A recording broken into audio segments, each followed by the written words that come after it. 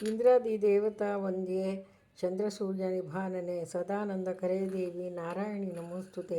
ದೇವಿಯು ಮಹಿಷಾಸುರನನ್ನು ಸಂಹರಿಸಿದ ನಂತರ ಇಂದ್ರಾದಿ ದೇವತೆಗಳು ಆಕೆಯನ್ನು ಬಗೆ ಬಗೆಯಾಗಿ ಸ್ತುತಿಸಿದರು. ಹೇಗೆ ಜಗನ್ಮಾತೆ, ಪ್ರಕೃತಿ ರೂಪಿಣಿ ಪರಾಂಬಿಕೆ, ಸಕಲ ಜೀವಿಗಳ ಚಾಲನ ಪಾಲನ ನಶಕ, ಶಕ್ತಿರೂಪಿಣಿ, ಮಾತೃರೂಪಿಣಿ, ವಿದ್ಯಾರೂಪಿಣಿ, ಬುದ್ಧಿರೂಪಿಣಿ, ಶಕ್ತಿರೂಪಿಣಿ, ಲಜ್ಜಾರೂಪಿಣಿ, ಮತಿರೂಪಿಣಿ, ಪ್ರಜ್ಞಾರೂಪಿಣಿ, ತೇಜೋರೂಪಿಣಿ, ಕೀರ್ತಿರೂಪಿಣಿ, ಶಿಷ್ಟರಕ್ಷಿಣಿ, ದುಷ್ಟಶಿಕ್ಷಿಣಿ, ಸರ್ವದೇವಾತ್ಮಿಕೆ, ಸರ್ವಬಲರೂಪಿಣಿ, ಅಗ್ನಿ ಸೂರ್ಯ ಚಂದ್ರರಿಗಿಂತ ಪ್ರಕಾಶದಾಯಿನಿ, ಜಗದಂಬೆ ನೀನೇ ನಮ್ಮ ತಾಯಿ ತಂದೆ ಬಂಧು ಮಿತ್ರ ರೂಪಿಣಿಯಾಗಿರುವೆ.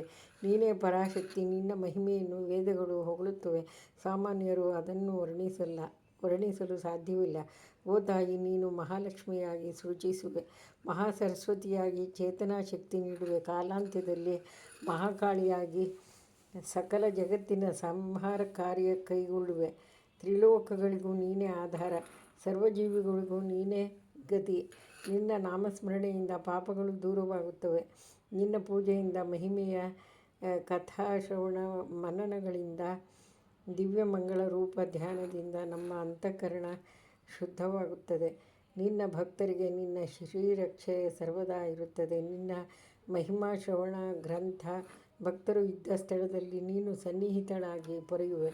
ಓ ತಾಯಿ, ನೀನು ನೆಲ, ಜಲ, ಗಿರಿವನ, ಪರ್ವತ, ಅರಣ್ಯ ಆಪತ್ತುಗಳಲ್ಲಿ ನಮ್ಮನ್ನು ರಕ್ಷಿಸುವೆ. ಸದಾ ಶತ್ರು ಸಂಹಾರಕ್ಕಾಗಿ ನೀನು ಖಡ್ಗಧಾರಿಣಿಯಾಗಿ ಸಂಚರಿಸುವೆ. ಭಕ್ತರ ಸಜ್ಜನರ ಹಿತವನ್ನು ನೀನೇ ಸದಾ ರಕ್ಷಿಸುವೆ. ಓ ಮಹಿಷಮರ್ದಿನಿ, ನಿನ್ನ ಮಹಿಮೆ ಅನಂತ ಅಪಾರವಾಗಿದೆ. ಹಿಂದೆ ಯೋಗಮಾಯೆಯಾಗಿ ಮಧುಕೈಟಭರ ಸಂಹಾರಕ್ಕಾಗಿ ನೀನೇ ಕಾರಣಳಾದೆ. ಬೆಕ್ಕಿನ ರೂಪದ ಬಿಡಾಲನ ಸುರನ ಮೊನಚು ಕೂದಲಿನ ರಸಿಲೋಮ ವಿಕಾರದಂತಹ ರುದ್ರಗ್ರ ಖಡ್ಗದಂತೆ ಮೂಗಿನ ಚಿಕ್ಷುರ ಹಾಗೂ ಮಹಿಷಾಸುರಾದಿ ದೈತ್ಯರನ್ನು ಲೋಕ ಕಲ್ಯಾಣಕ್ಕಾಗಿ ಸಂಹರಿಸಿದ ನೀನು ಸರ್ವಮಂಗಳ. ನೀನೇ ಶಿವೆ, ಸಕಲಾಭೀಷ್ಟ ಪ್ರದಾಯಿನಿ. ನೀನೇ ಎಲ್ಲರಿಗೂ ಶರಣ್ಯೆ.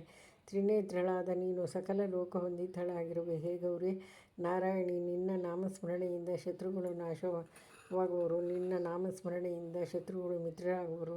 ಋಣ ರೋಗಾದಿಗಳು ನಿವಾರಣೆಯಾಗುತ್ತದೆ. ನಿನ್ನ ದಿವ್ಯ ರೂಪ, ದಿವ್ಯಾಸ್ತ್ರಗಳು, ದಿವ್ಯಾಭರಣಗಳು, ಕಿರೀಟ, ಕಾಲ್ಗೆಜ್ಜೆ, ಕಂಠೀಹಾರ, ದಿವ್ಯ ಪೀತಾಂಬರಗಳನ್ನು ಸ್ಮರಿಸಿದರೆ